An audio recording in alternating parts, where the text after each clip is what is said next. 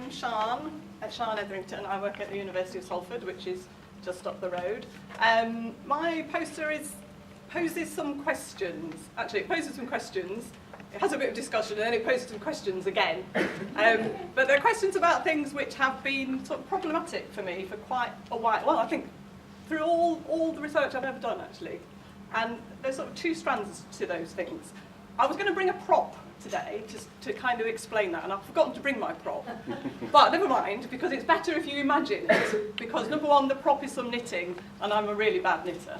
But number two, with knitting, it's not quite the way I want you to think about it. So I want you to think about a huge big pile of wool over there, lots and lots of different strands, lots and lots of colours, another huge great big pile of wool over there, and another huge great big pile of wool over there.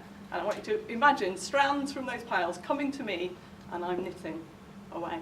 And I'm knitting a not very good scarf with some holes in it, but the colours are coming together and they're producing this thing. If you go to Quarrybank Mill, who's going to Quarrybank Mill on the trip? If you go to Quarrybank Mill, you'll see that on a much bigger scale, because Manchester is the centre of cotton, and Quarrybank Mill, they show you how people used to bring in huge big piles of fluffy cotton and turn that into woven, lovely, lovely patterns. So maybe from that, and from what Sue said earlier, you can think what my questions are about. So my questions are about, we start with those big piles of stuff that we get from our participants, our informants, the people we work with, and we turn them into something else.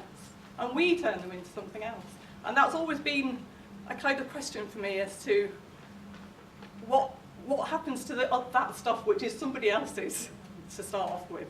So it's that messiness of other people's lives and other people's experiences, other people's words, that we turn into something that we call research, whatever kind of research that is. So there's a question about how do we keep some of that messiness? How do we keep that messiness? How do we keep that alive in what we do? And then there's also the voice question and the interpretation question. So I make my lovely scarf. I take that to a conference and show it to somebody, and somebody points out the holes in my scarf to me. This metaphor's going a long way. But then my worry has been, that's somebody else's life, that's somebody else's experience, that's somebody else's words that I've put together in a particular way. So that was something that's always been kind of at the back of my head. So one of my interesting questions was, do other people think that as well? Or do other people just get on with it and do it?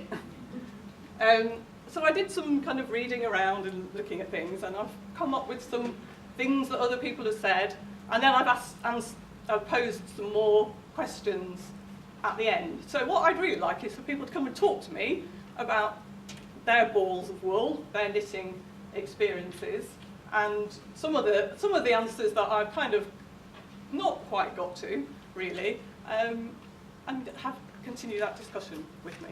Okay, thank you.